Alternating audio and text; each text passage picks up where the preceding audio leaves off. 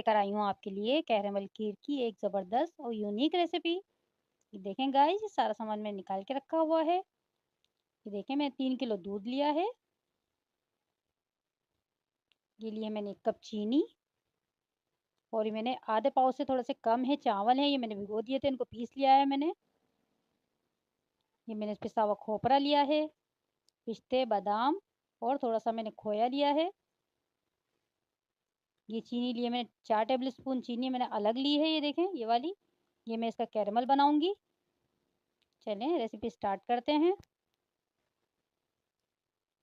ये देखें, मैंने एक पैन में चीनी डाल दी है। अब इसमें इसको हल्के आंच पे बिल्कुल मेल्ट करूंगी। इसका हमें कैरेमल तैयार करना है, ये डलेगा उसमें। ये देखें, कैरेमल इसका तकरीबन तैयार हो गया है। ये देखें, थोड़ी सी चीनी और रह गई है, ये भी इसमें मेल्ट हो जाए अच्छी तरीके से। ये देखें, ये बिल्कुल मेल्ट हो गया है, कैरेमल हमारा बिल्कुल रेडी है। इसमें हम थोड़ा सा पानी ऐड करेंगे। ये देखें, तकरीबन आधे कप जितना मैंने पानी ऐड करा। मैं इसको अच्छी तरीके से इसमें मिक्स कर दूंगी। देखें, ये थोड़ा सा पहले चिपकता है, कोई इतनी टेंशन की बात नहीं है। आप इसको हल्की आंच पे बिल्कुल मिला लें। ये देखें, मैंने दूध गर्म करने रख दिया है। तकरीबन ये 3 किलो दूध है। ये देखें, इसमें मैंने ये पिसे हुए चावल ऐड कर दूंगी मैं।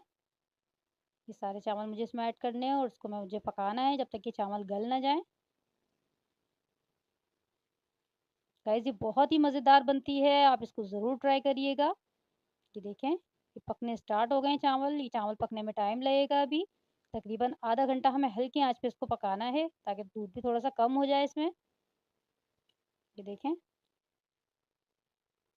बिल्कुल हल्की आंच पे आपको इसको पकाना है और चम्मच चलाते रहें इसमें। ये देखें, चावल तकरीबन हमारे गल चुके हैं।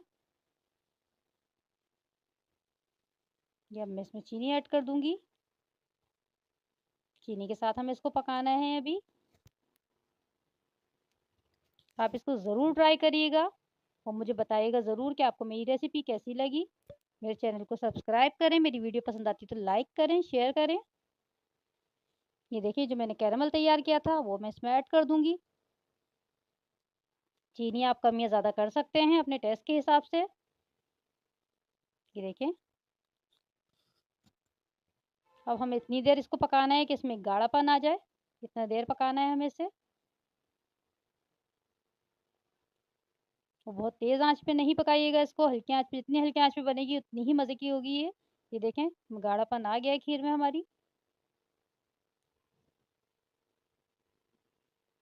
अब इसमें मैं, ये देखें, इसमें सारे जो मैंने खोया है, पिसा हुआ खोपरा है और बादाम पिस्ते सब ऐड कर दिए हैं मैंने, थोड़े से बचा रही गार्निशिंग के लिए।